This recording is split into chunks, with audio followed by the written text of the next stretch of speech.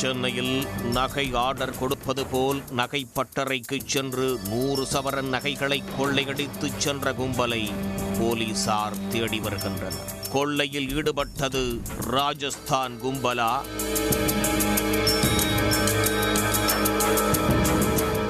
ராஜஸ்தான் மாநிலத்தை பூர்வீகமாக கொண்டவர் 35 வயது ஜெகதீஷ்.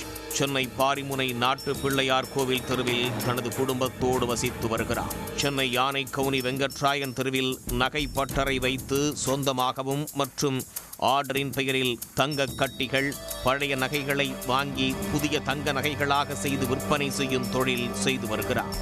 நேற்று முன்தினம் ஜெகதீஷ் கடையில் இருந்த போது அங்கு வந்த அடையாளம் தெரியாத நபர்கள் தங்களுக்கு தங்க நாணயங்கள் செய்து தர வேண்டும் என கேட்டிருக்கிறார்கள். ஏற்கனவே செய்து வைத்திருக்கும் தங்க நாணயங்கள் இருந்தால் டெமோ காட்டுங்கள் என்றும் கேட்டிருக்கின்றனர். வாடிக்கையாளர் கேட்கிறார் என்ற எண்ணத்தில் தன்னிடமிருந்த தங்க நாணயங்களை எடுத்து வந்து காண்பித்திருக்கிறார் ஜெகதீஷ். திடீரென்று அவர்கள் கடையிலிருந்த இரும்பு கம்பியால் ஜெகதீஷின் தலையில் தாக்கி தங்கள் பையில் வைத்திருந்த ஸ்ப்ரே ஒன்றை எடுத்து அவரது முகத்தில் அடித்திருக்கிறார்.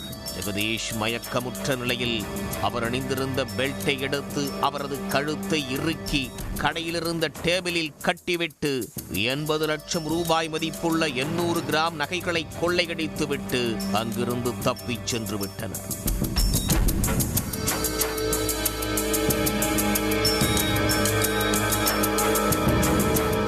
இரண்டு நபர்களும் கடையில் இருந்த சிசிடிவி கேமராவை அடித்து நொறுக்கிவிட்டு காட்சிகள் பதிவாகும் டிவிஆரை கையோடு எடுத்துச் சென்று விட்டனர்.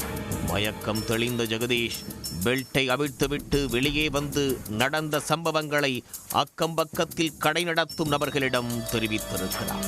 அதற்குள் மர்ம நபர்கள் இருவரும் சம்பவ இடத்திலிருந்து தப்பிச் சென்று விட்டனர். காயமடைந்த ஜெகதீஷை அவரது தம்பி சிகிச்சைக்காக ராஜீவ்காந்தி அரசு மருத்துவமனையில் சேர்த்துள்ளார். இது குறித்து யானைக்கவுனி காவல் நிலையத்திற்கு ஜெகதீஷின் தம்பி சேத்தன் தகவல் தெரிவிக்கவே சம்பவ இடத்திற்கு சென்ற போலீசார் கைரேகை நிபுணர்கள் உதவியோடு கடையில் ஆய்வு செய்து தடயங்களை சேகரித்து சென்றனர்.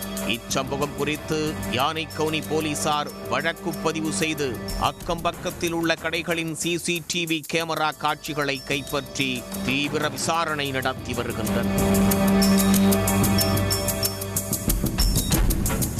நகை வாங்குவது போல் நடித்து நகைப்பட்டறை உரிமையாளரை தாக்கி 100 சவரன் நகைகளை அடையாளம் தெரியாத நபர்கள் கொள்ளையடித்துச் சென்ற சம்பவம் யானைக்கவுனி பகுதியில் பெரும் பரபரப்பை ஏற்படுத்தியுள்ளது. உடனுக்குடன் செய்திகளை தெரிந்து கொள்ள சன் நியூஸ் பெல் ஐகானை கிளிக் பண்ணுங்க.